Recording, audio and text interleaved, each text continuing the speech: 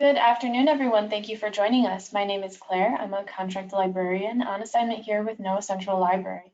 This seminar series is offered through the NOAA Central Library Seminar Program, which provides an educational forum for the presentation of ideas, research updates, and news in support of NOAA's mission.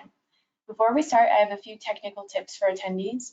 Just so you are aware, you are muted and you are not able to unmute. However, if you have a question, you can type it into the question panel, and we'll get to those during the Q&A session at the end of the presentation. If you're having any audio or visual issues, if you can't hear the speaker or see the slides, please try logging off and logging back on, and that will solve most issues in GoToWebinar. As a reminder, this is being recorded. If you would like to revisit this seminar or view previous seminars, you can find them on our YouTube channel. Now I'm going to turn it over to Peyton, who's going to get the presentation started.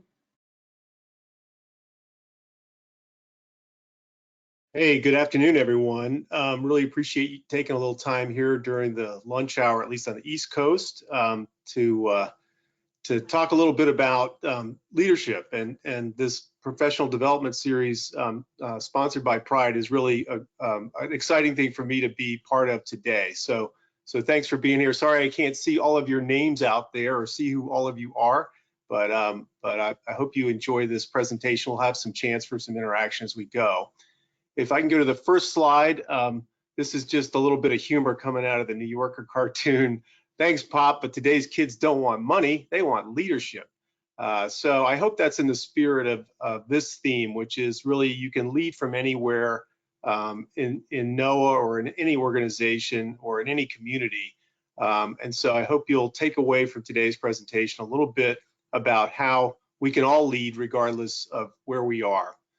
So if we can go to the next slide, you might be curious, you might not, but sort of who is this guy that's presenting to you today? And so I thought I would go back and trace a few steps in my journey just to give you some sense of some of the things in my life that have been a part of my leadership development.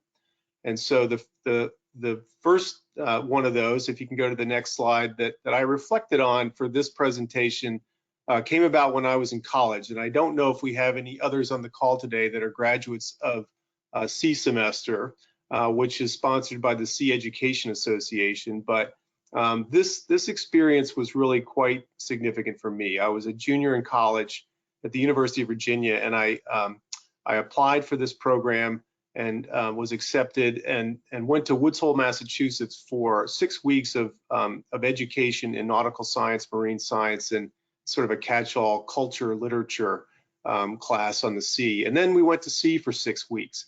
And so this image shows students. I would have grabbed a picture from my trip, but those were taken on different kinds of cameras in the day.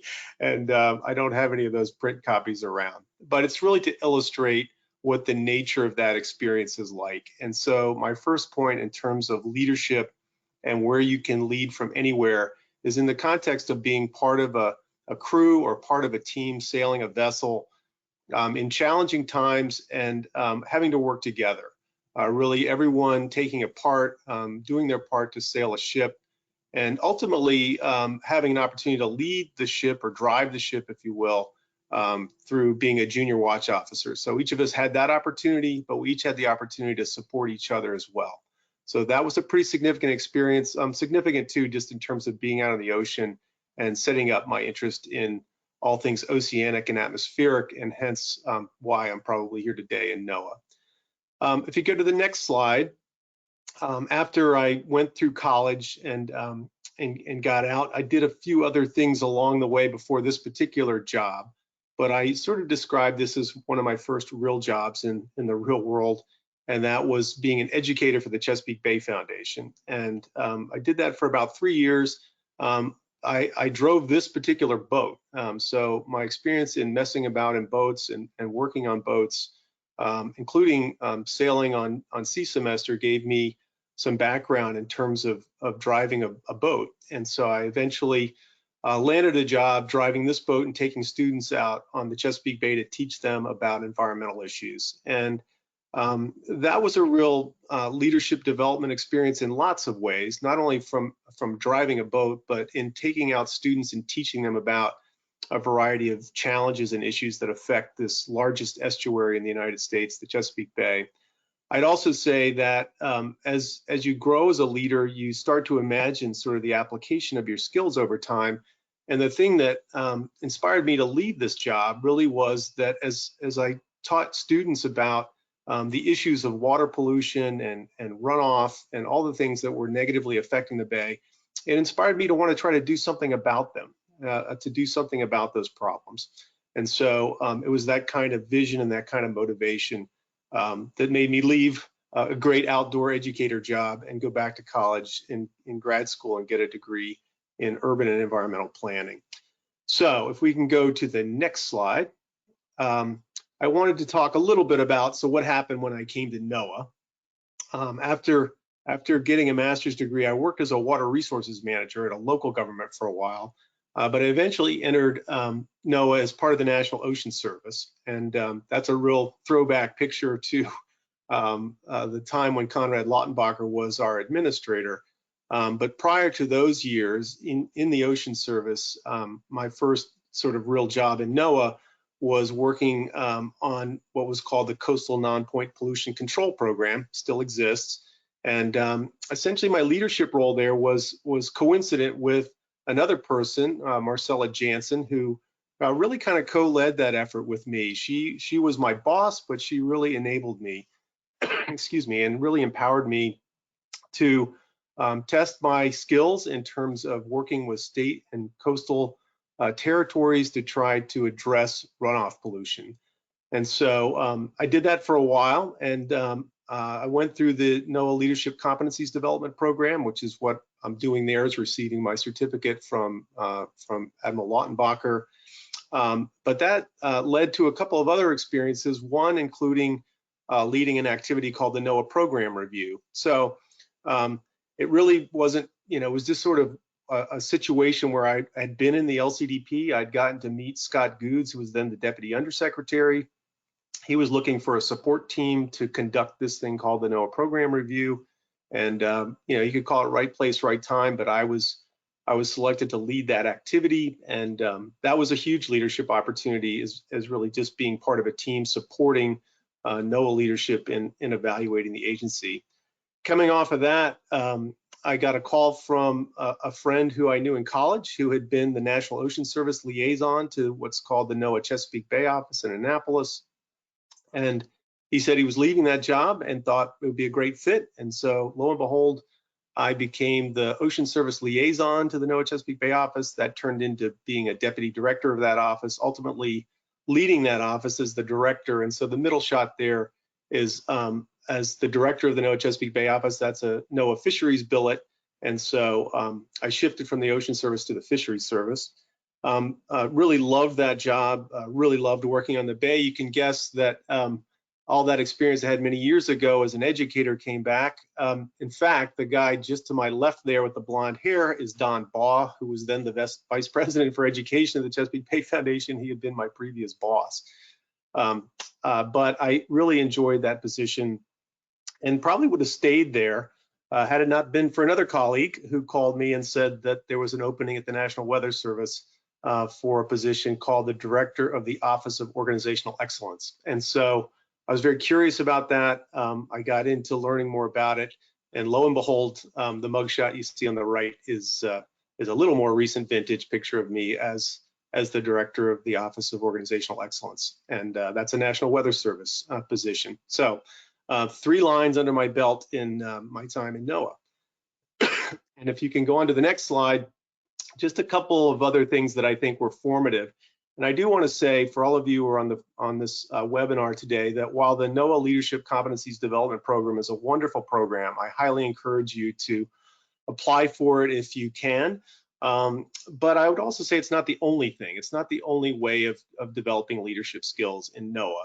So if you have applied and haven't been successful, that's okay. There's lots of other things you can do. I will just say it was significant in my leadership journey, particularly because of the people pictured here who were part of my class. That was the second class of LCDP way back when. At the time, our class name was the Next Generation, which seems a little bit outmoded now. But the point is that the relationships and the connections developed with those people have been significant in terms of my entire career. So call it networking, call it relationship building, call it rapport building, but certainly people that you meet along the way are significant, and it's great to expand your network in whatever way you can. If we can move on to the next slide, the last of sort of some of the formative experiences I want to call out are really tied somewhat to the LCDP, wherein a person who was a great mentor and guru for our program named Ron Redman told me about this particular institution called the Georgetown Institute for Transformational Leadership, which is the sponsor of a leadership coaching program. So I became interested in leadership coaching. The woman on the far left is Chris Wall. She's the one who established this leadership coaching program at Georgetown. The guy in the middle is a guy named Neil Struhl, who sadly passed away back in October. Just a wonderful person and mentor, a teacher and trainer as part of this program. And Neil introduced me to the woman on the far right, Carol Gracer, who is an alumni of the Georgetown program, lives in Annapolis, and so another connection made, and she's been a wonderful supporter as a colleague and a coach. And so just to say, the story is that you might pursue a skill development, or you might pursue something outside of NOAA that comes back to support you in a variety of ways, or becomes something that becomes a passion and interest for you that can carry you outside of our agency. So if we move on, I'm now going to sort of jump into just the topic of the day and a little more substance in terms of things that you might take away, but wanted to hear from you. And sorry for the format and the fact that we can't interact quite as much here, but I think we'd like to just hear from you in terms of typing in an answer to the question box, an answer in the question box. But if you would, if you could just type in, response to one word that comes to mind when you think of a leader.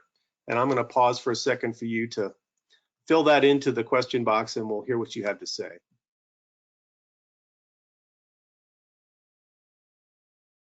All right, Peyton, it looks like we're already getting some answers here. We have integrity, inspirational. We have a few people, it looks like 3 saying communication, responsible, humble, kind, supportive, another kind, advocate, adaptability, walks the talk, guidance, decisive, accountability, empower others, champion, and service. Great. Well, thank you. Thanks for playing those back. And I love listening to them because it points out that what you didn't hear, at least what I didn't hear, is in charge, command and control, always right. Things that might be associated with a more arcane or old school conventional view of leadership as being in charge. And I think the qualities that all of you contributed really go to the concept of competencies, of abilities, of certain principles or certain ways that we are in the world that lend to being effective leaders, less positional, more influential perhaps. And so thanks for contributing that. I think we'll sort of move on a little bit in the content. This slide is taken from an activity which went on for a number of years. I don't know that it's been revived, but it was called NOAA Restoration Day. And I use it as an example, I think, both visually to show that in this picture, people that are doing restoration of grasses on a beach face are of a lot of different varieties, and there's a whole bunch of them, right? So that just shows that people can all contribute to something and make a result and result in some form of a restored habitat, as it were, in this case. I also wanted to call it out in terms of, I'll do a couple of shout outs to people who helped run this activity. One was Allison Hammer, who was in the Ocean Service for a long time, moved over to the Fisheries Service, Rich Takis with the NOAA Restoration Center out of the NOAA Chesapeake Bay office. And Peter Bergstrom was also part of the NOAA Chesapeake Bay office, had come to NOAA from the U.S. Fish and Wildlife Service.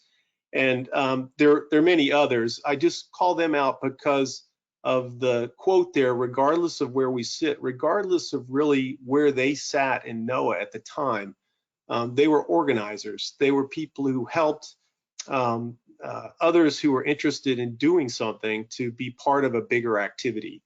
And in the case of NOAA Restoration Day, for any of you who are on the call that may remember it, it was quite an event in terms of what it meant for Silver Spring in particular, for the Silver Spring campus of NOAA, because Peter Bergstrom supplied the trays and the plants and the lights. And if you walked around offices in Silver Spring, you would find people growing seagrass in their offices.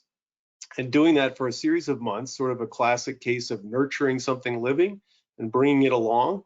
And then that culminated in this day when they got the people that often worked in more conventional office settings in Silver Spring, got a chance to leave Silver Spring, come over to the Chesapeake, go to a really cool outdoor habitat, and put their effort into the ground, literally, by planting seagrass or doing other kinds of restoration activities. And so really giving, I think, a collective meaning to our mission, really giving a collective sense of all effort applied to achieve a result, really a case of shared leadership of some who stepped up and took on significant roles in organizing the activity. But again, the headline here of regardless of where we sit is that it didn't matter where those folks came from, which office. We had people that were involved in acquisition and grants. We had people who were fisheries biologists. We had people that were meteorologists, but we had a whole collection of people that had a common interest in doing something. So that's a little bit of a history about NOAA Restoration Day, but I use it as an example of where all of you might find yourselves thinking of how could I step up? What is it I could do? How might I be able to lead without necessarily being in a position of authority? So I think NOAA Restoration Day was a big success that way.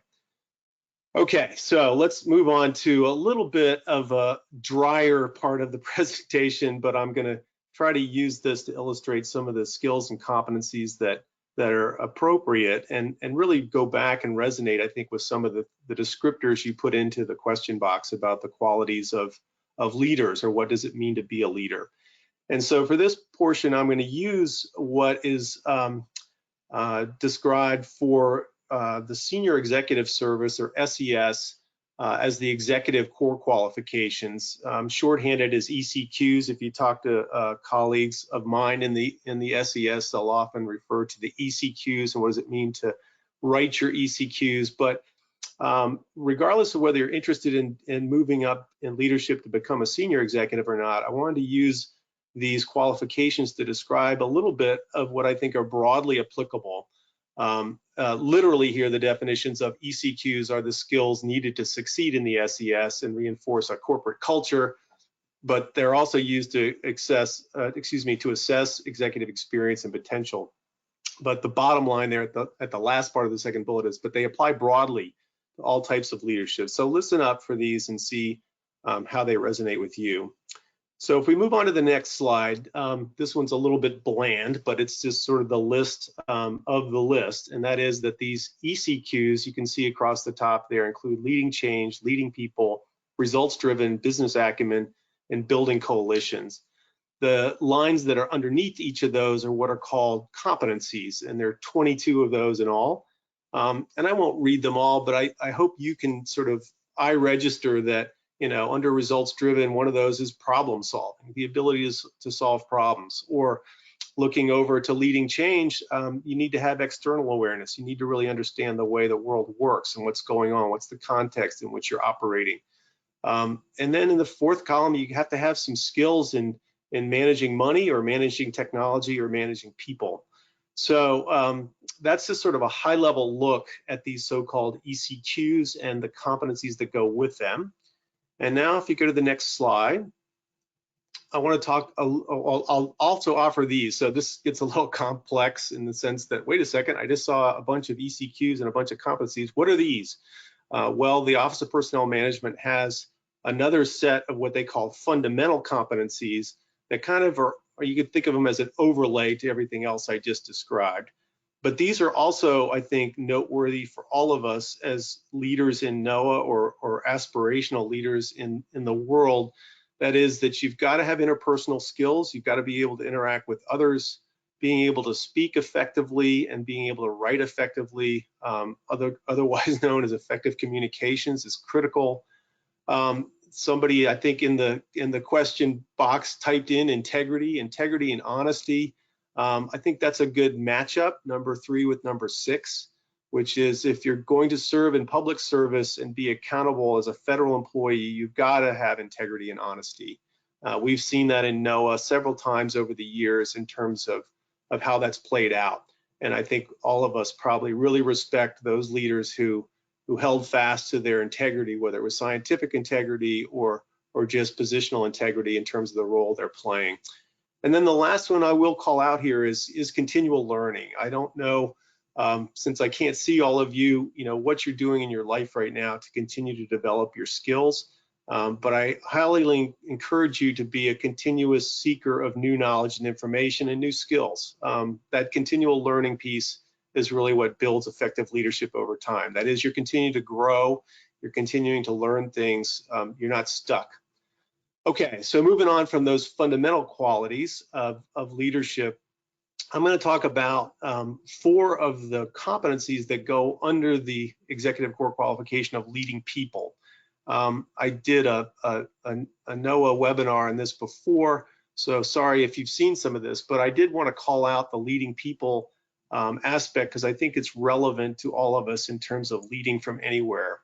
Fundamentally, there's the competency associated with resolving conflict or conflict management.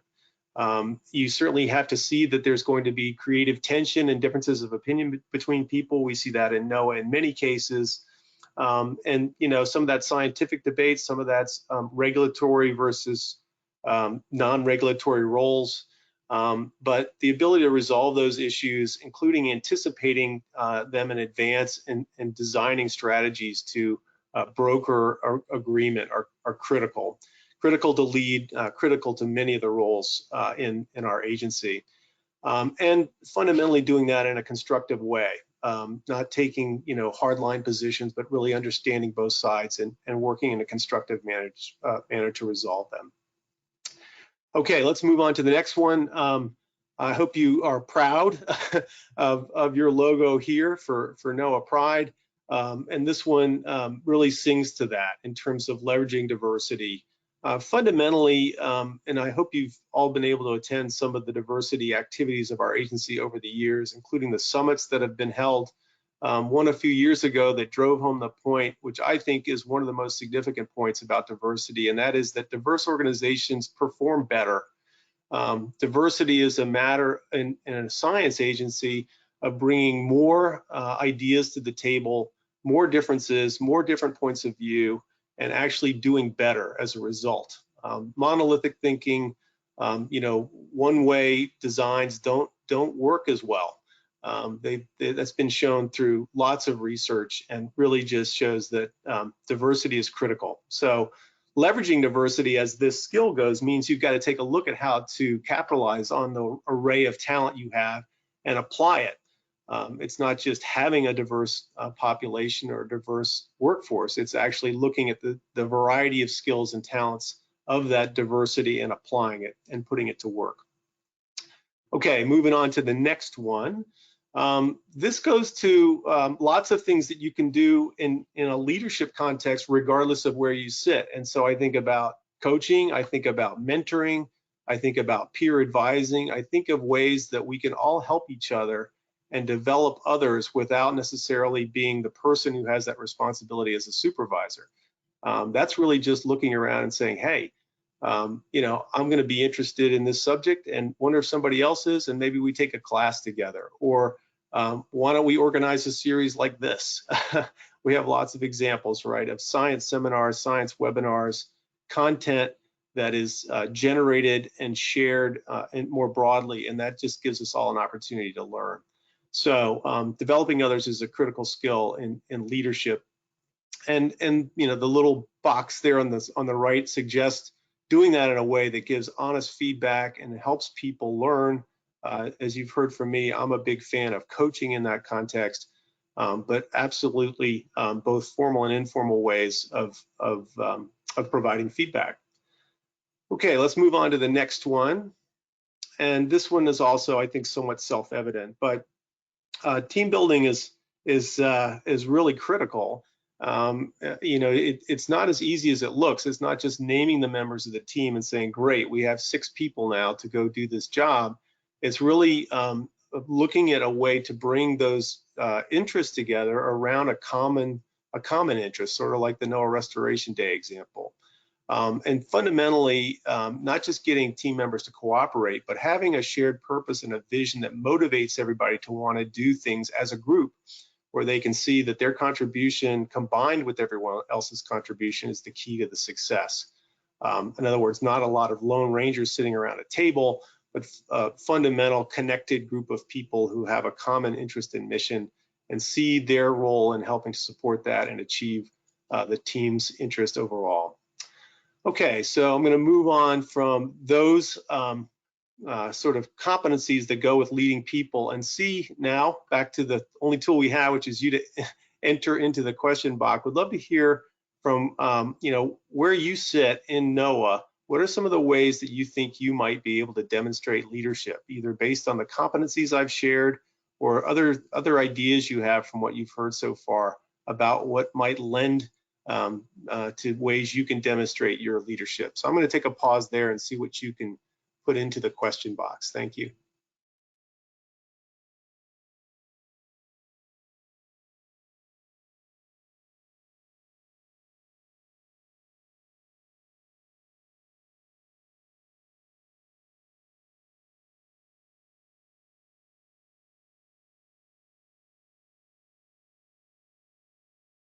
All right, so we are getting responses coming in here.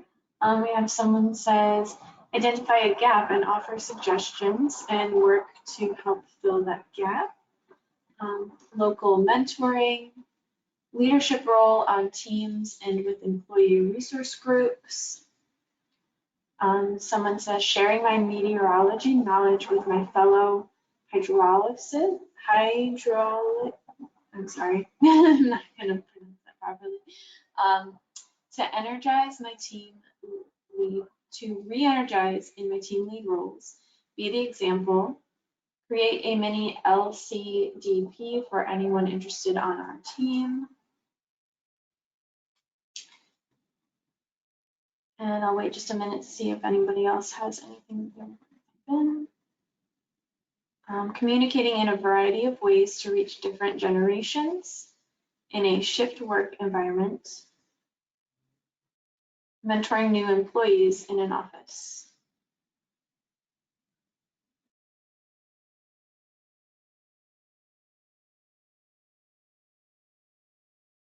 Those are great. So let me riff off a couple of those. I can tell, I think I can tell we have some meteorologists on the line, including, I love the comment about cross-generational, right? So regardless of whether that's in a forecast office or in any office in NOAA, we do have a blend of generations. And the one I represent, that would be the boomers. We're going out. Slowly but surely, maybe sooner than you think. The baby boomer generation is starting to fade in NOAA. But the interesting thing really is some of the underpinnings of what tend to be preferences of the generations. I don't like to make them hard and fast rules because people are different and you can't typecast somebody just by saying, oh, you're Gen X or Z or what have you. But I love the idea of being mindful and thinking about it, thinking about those differences represented by our generations, present opportunities to learn from one another about what strongly held beliefs we have, to challenge our biases that come from some of that upbringing, if you will, or the cohort generationally that we came along with. So wonderful to think about how to use that mix of generations as a signal of diversity and try to work with it and create a better shared understanding, again, of what some of the biases are that go with some of that association, but also what some of the strengths are that come out from any one of us in the world. Also, hearing mentoring talked about a couple times, whether that's a formal mentoring program or whether it's just finding someone who could benefit from some of your experience and sharing that with them. That is available to all of us all the time. And you'd be surprised. Sometimes you might think to yourself, oh, sure, I've been around for a little while, or I've done this or I've done that, but I'm not sure it's of that much interest. I think you'd be surprised that it is of interest. It's interesting to people who don't have that experience, who've come into NOAA maybe recently or came into NOAA from somewhere else, and the culture is very different. So they don't see things the way that you do, and your opportunity to share those perspectives can really help them blend and get used to being part of this agency. I think, the idea, I think I heard it sort of mini LCDP or something like it. That just, one of the pitches I would make to any of you who are in the LCDP is to use the moniker teach to learn, and that is whatever content you get out of that class, taking it back and sharing it with colleagues in your office or other parts of NOAA that are not in LCDP. There's a lot of rich material that's generated in that program, and I think it could be much more widely shared. And so that shouldn't be limited to just those who are in the program. That can be those in the program carrying that out and sharing it with others. So that's a wonderful opportunity. With that, that was a beautiful setup for this slide, which is, thinking about what can you do if you want to cultivate some of the leadership competencies we talked about for leading people. And this list is not expansive. It's just kind of a top of my head, maybe some of them fairly obvious. The first being to seek other assignments. I would say, in terms of dating myself and going with my boomer generational hat on, I've been in NOAA almost 30 years, and the Lantern program didn't exist 20 years ago. It didn't exist 10 years ago. And so that has really, I think, done some wonderful things. It used to be called the NOAA Rotational Assignment Program, but NRAP moving into Lantern, including the fact that the Lantern opportunities are now posted on the OPM website. You can go look at them and apply. They've become much more refined, and they're really a wonderful way to look out there and try to find some skill development work and be supported in doing it, hopefully. That's a piece of it. You have to get a supervisor to sign off on you going to take on a special assignment. But I think culturally we've changed a little bit that way too. I think my colleagues and others in NOAA have become more accepting in giving people a chance to go develop in a new opportunity, and they've learned it can really be valuable. So whether it's Lantern or special projects or teams, really just raising your hand and saying, hey, I'd like to help. I'd like to be part of that. I'd like to participate in a team or maybe even lead it. The old adage, it's not what you know, it's who you know. I remember back in LCDP thinking, no, that's not true. Now I realize probably more how true it is, not in terms of anyone sort of taking you under your wing and grooming you and moving you up in the agency, but really just the opportunity to meet people and find out about what the opportunities are. What you don't know, you don't know. And so your opportunity to learn more about what's out there really comes from building a solid network of folks in NOAA or elsewhere. This third one is, some people tend to be a little shy sometimes about their credentials, and if you don't get noticed, then you won't get noticed. And so you want to be thoughtful, of course, about tooting your own horn, but you do want to try to find ways that you can put forward your credentials and put forward your experience such that others can become aware of them and maybe seek you out or put you on a team or give you an assignment that's particularly rewarding. This one, in terms of finding mentors and sponsors and being proactive and open-minded by that, I'll give you one quick story in terms of the mentors in the LCDP program. I was in the Ocean Service at the time, and we were given a list of who the mentors were available to Ocean Service employees in the LCDP. By the way, this is all changed. But at the time, I seem to recall Dan Basta maybe was on the list, maybe Dave Kennedy, a number of people in the ocean service, and I thought, okay, great. And I think I checked a couple of them off, and the sponsor of LCDP and the ocean service came back to me and she said, I got some bad news for you. None of those people are available. And so I was crestfallen and thought, oh man, I was really hoping I could get one of these people in the ocean service. She said, but don't worry, I have somebody I think you'll like. I said, who is it? And she said, it's Jamie Hawkins. He's in the weather service. And I thought, the weather service? Oh man. And lo and behold, long story short, was Jamie Hawkins turned out to be the best mentor I could have ever hoped for. If any of you know him, he was an incredibly bright and humorous, funny guy, and he was just perfect. And so being open-minded about finding mentors is thinking about any number of people who could serve in that role. And while we now have lots of mentor programs, there's the formal NOAA mentoring program, and the Weather Service runs a mentoring program, and those are great. You can also just find an informal mentor. You can reach out to somebody and say, hey, would you be willing to, just spend some time with me and share some of the things you've learned? And I dare say you should be able to do that and be successful, including finding people that you wouldn't necessarily think of in terms of being in your line organization or that. So go wide, go big, find somebody out there to help you. Already talked about continual learning. Can't speak about that enough. Just the chance to take what's available in terms of all kinds of free webinars and training and the Commerce Learning Center. There's plenty out there. So keep developing and keep building your knowledge base. The second to the last one is obviously you got to put yourself out there a little bit. You've got to take a risk. You got to get over whatever angst and anxiety you have about pushing beyond your comfort zone. Just take that chance. We all know that growth comes from a little bit of discomfort followed by a reward of achievement and realization and self-actualization. So that sometimes requires you to go ahead and take that chance. And then the last one is really just to point out that it doesn't have to be in NOAA. And I'm sure many of you are involved in your communities or your family. Leadership transcends all roles and responsibilities. So if you're trying to build a skill or you want to sort of test your mettle, it might be in a community group or it might be in your neighborhood.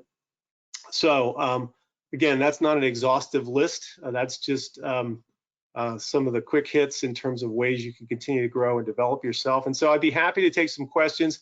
I have a couple other little tool slides that I can throw in at the end, but I wanted to take a break here and hear more about what you're interested in. So feel free to ask any question you like.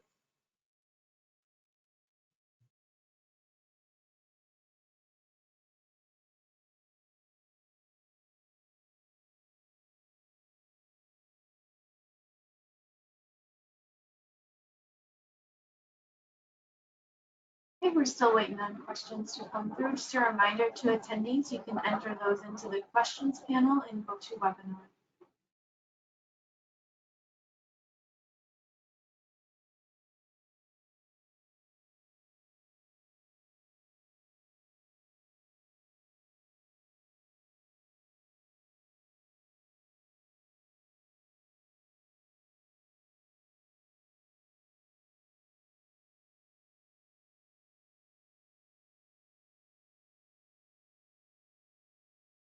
All right, it looks like we have a couple of questions here.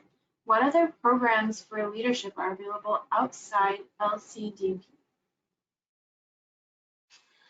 What other programs are there for leadership development outside of LCDP?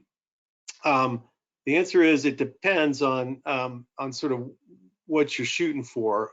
So I'll offer an answer in a couple different contexts. One is if you are interested in developing yourself to become a senior leader, in other words, a member of the senior executive service, there are formal candidacy programs for that. So you can, the Department of Commerce sponsors one. So it's essentially going through a development program sponsored by, in this case, the Department of Commerce, and there are other cabinet level agencies that offer these kinds of certification courses where after your time in that program, you come out as somebody who is eligible for the senior executive service. It doesn't put you in a job in the SES, but essentially credentials you as being qualified to be a senior executive in the federal government. I think below that senior level, there are programs that are offered throughout NOAA in different ways. So I mentioned the NOAA Leadership Seminar. I mean, that's a form of training. It used to be in person, held out in Warrenton, Virginia. Over the last couple of years, it's been virtual, which has really enabled a lot more people to participate. So perhaps it's been even more far-reaching that way.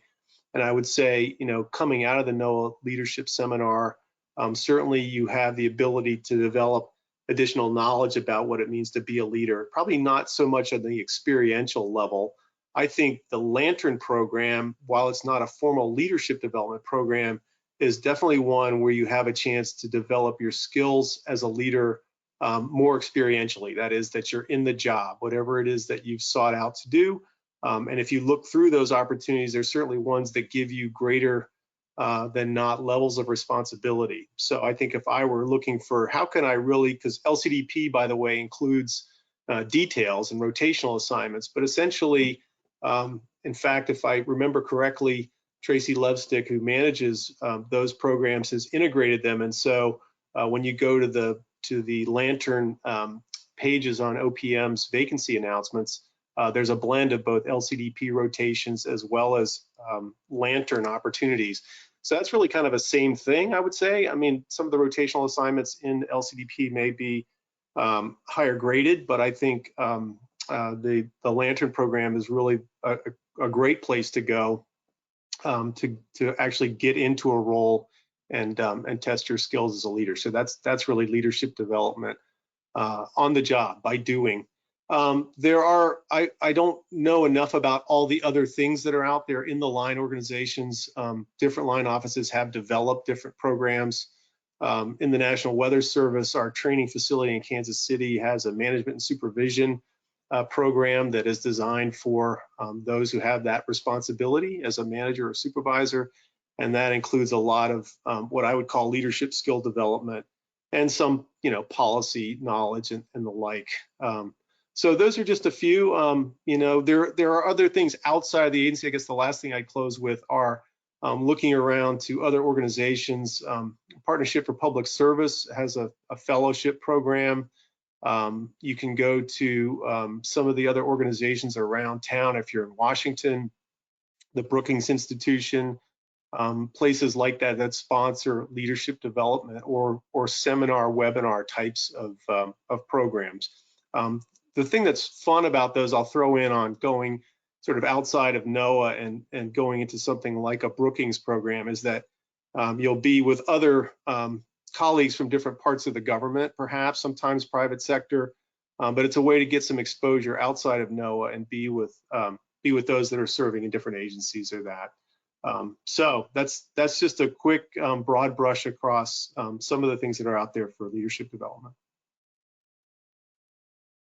Thanks. We have another question here. As a new leader in a new position, in a new office, what would be the best advice to get to know everyone in this remote world? What was the last part of the question? Get to know people and get to know everyone in this remote world. Remote yeah. world. Yeah, that's a challenge. But I love the question because this is something that I've seen now and I might put up there as a best practice, even in remote world. That is to set time aside. So I'm going to play the scenario, I think, as you described the question, that you enter a new organization and you've got a new team, or you've got at least a new set of folks that you're working with that you haven't really had time to meet, and you physically can't meet them now. And so you're trying to get to know them and you're trying to really understand what's going on in the organization. The practice is setting aside time. So I'm going to set up a time to chat with you. It doesn't have to be an hour. It could be as short as 15 minutes, but where I'm going here is that it's consistent, is that you say, okay, if there are 10 people in this organization, I'm going to set up one-on-ones with all 10.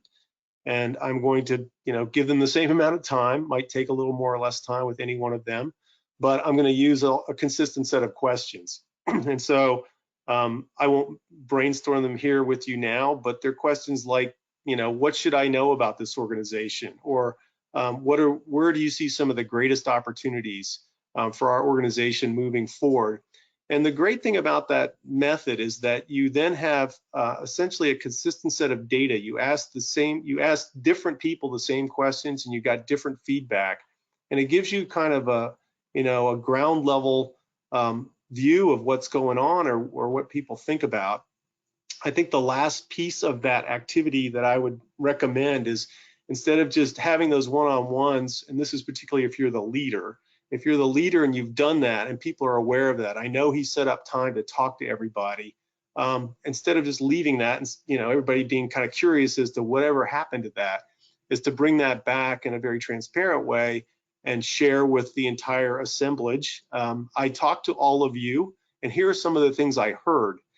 As a leader, what that gives you a chance to do is register some of the things that are supportive of the vision that you have, or supportive of the direction that you feel the office or organization is going to go, and you get a chance to reinforce that with the testimony, if you will, of the real people, of the respondents that you ask the questions of. And so it's legitimate. You're not faking it. You're basically saying, hey, this is what I heard from you. You're also going to hear some feedback that may be negative, that may cut against the grain of where the organization is going or where you want it to go.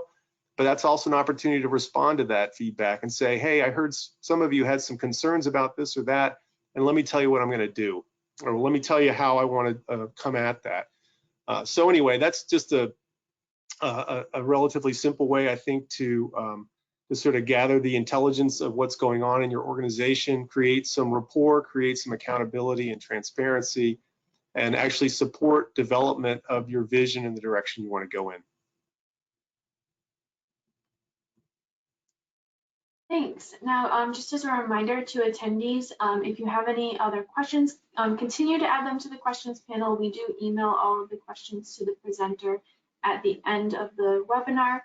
The next question here is, do you have any tips for early career employees who are interested in growing their leadership skills, who don't have the experience necessary to participate in those programs or to be a mentor?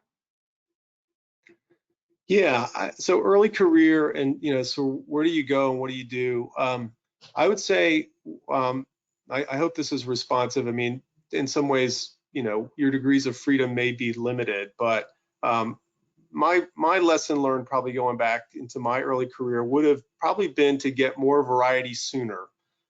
So I was in a position for a number of years, and the job changed and some of the people I interacted with changed, but I didn't know that much about the rest of the organization, the rest of the Ocean Service, or the rest of NOAA. And so I don't have any regrets, and so I don't tend to say we go back and change everything. But in the context of, if you could do something different, I do think it would have been trying to develop more knowledge and connection and really learning about other parts of the agency. So I would say early career, see if they're, it can be shadowing. That's a great way. Say, I'm just going to see if I can set up some time to go visit with somebody and listen to what they have to say. That can be done this way, virtually. You set up time to talk to somebody, and it is in that exploratory way. And I think most people will be happy to talk to you. So I would say, look around, talk to others about what you're interested in, see if they know people that you should talk to, and then set up some time to information interview. All right.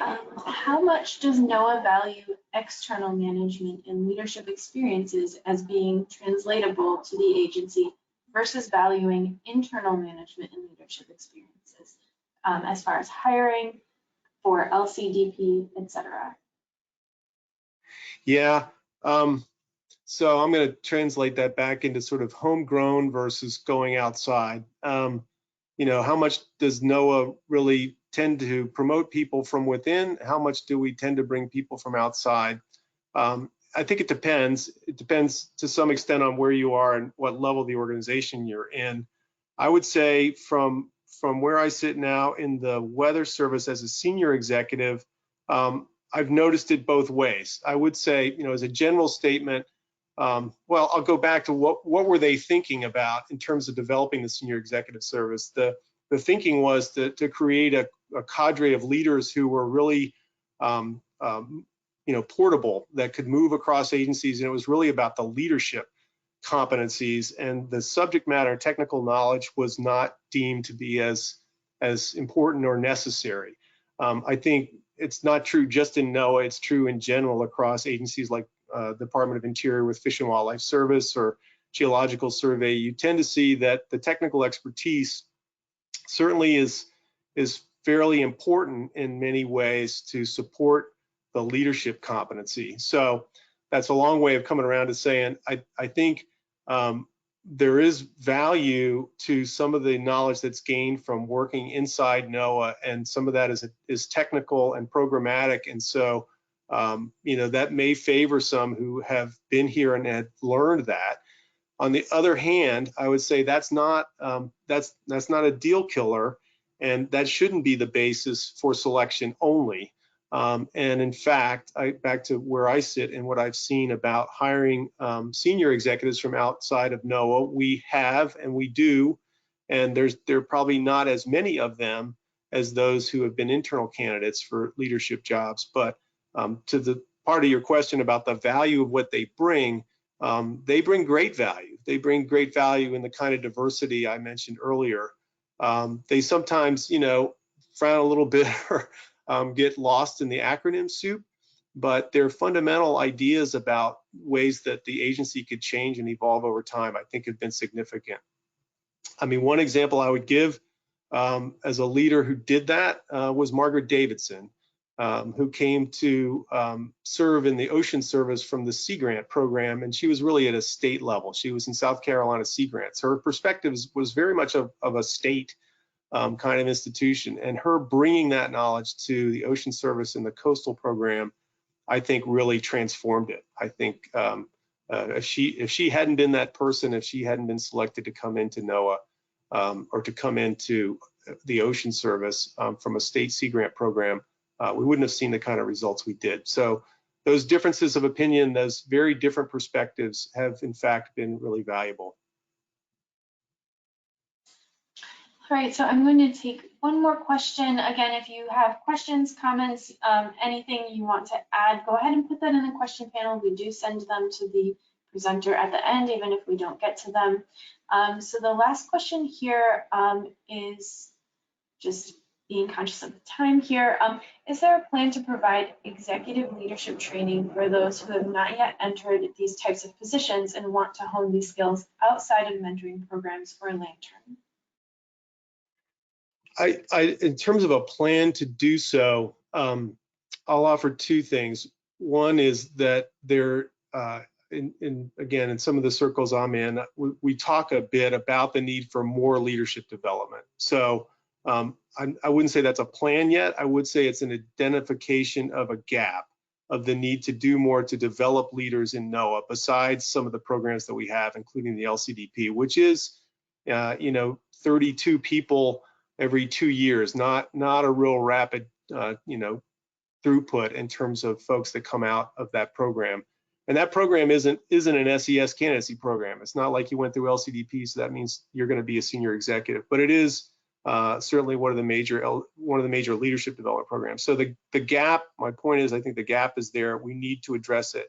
But related, there is content and material available. So, and that's not to say we should just turn it all into self-ed programs. I don't think that's as effective. But if you're interested in terms of ways that you could develop yourself as a leader, including these competencies that I've shared with you today coming out of the executive core qualifications, there are a variety of modules that are up on CLC that include some of that content. So there are means to learn and develop yourself as a leader and gain some of that content knowledge.